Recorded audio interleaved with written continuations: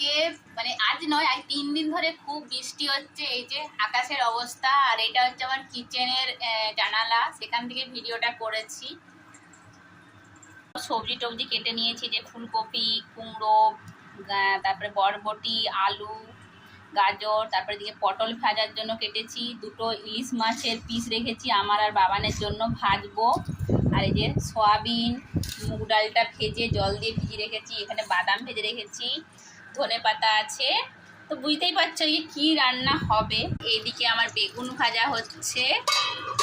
বাইরে খুব সুন্দর ঠান্ডা ফুরফুরে হাওয়া চলছে আর ঝড়ে বৃষ্টি হচ্ছে। এখন বৃষ্টিটা কম কিন্তু পড়ছে, একদম কিন্তু বন্ধ নেই, ওই বডি স্প্রের মতো। তাই আমরা আজকে খিচুড়ি খাবো, আজকে আমাদের খিচুড়ি বানানো হচ্ছে। এই গামলাটা নিয়ে নিয়েছি, খিচুড়ি রান্না করব এবার। পরে আবার দেখা হচ্ছে খিচুড়ি খাওয়ার সময়।